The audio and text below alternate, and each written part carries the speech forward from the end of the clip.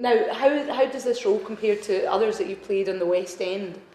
This is my first Andrew Lloyd Webber piece I've ever done. You know, I've worked with Tim Rice before on Chess. Yes. That was the ABBA voice wrote that, the voice from ABBA, and so great pedigree. Fantastic. So I mean, I'm a big fan of Tim Rice. I think he's a great wordsmith, and to think that they wrote this, you know, at such a young age, it's phenomenal writing, phenomenal. You know, without getting too technical, and the structures and the arrangements of the songs are just... No, but musically you admire him. I mean, you were doing lots of things at a very young age as well, musically. But I mean, to take on some of these, some of the movements in a Vita is somewhat operatic, and even some of the recipe is like Sondheim, you know. So I mean, it's a real testament to how clever, how musically advanced they were in the way that they were setting up the stall. Now, tell me, Wet, have they come to see you in this particular performance since it's in Scotland, your bandmate? Well, the rest of the boys, funny enough, aren't in the country at the moment. You know, you wait for a bus. You know, where are they all hiding?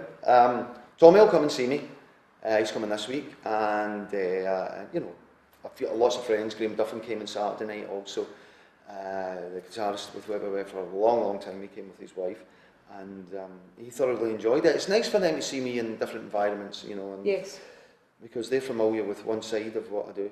Of course. You know, when I'm singing with Wet, and which I will be doing again. Well, we'll ask you about that in a second. Yeah, sure. I mean, do you get particularly nervous in front of them, you know, knowing that they're coming along?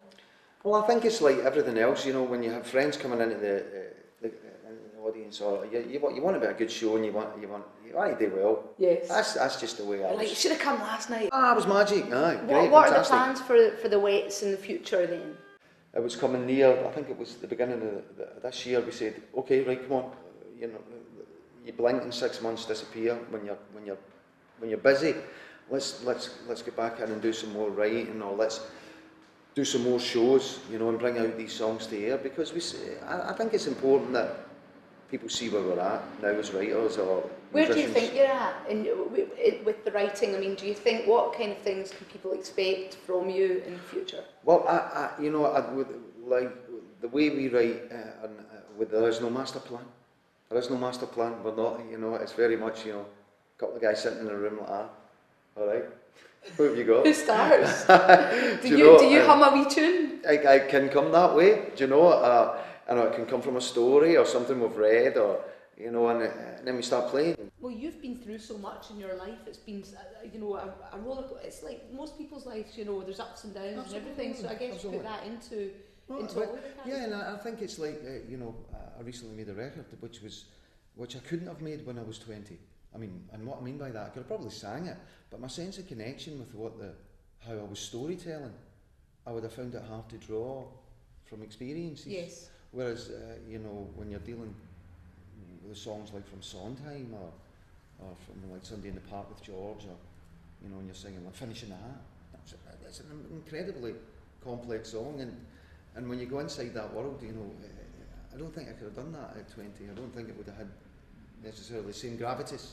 You know what I mean? Yes. I know that you mentioned ABBA writing some songs earlier from some of the West End musicals. Would you do a whole Wet, the musical? You know, we've seen Take That, the musical. We've seen Spice Girls, which didn't go down so well.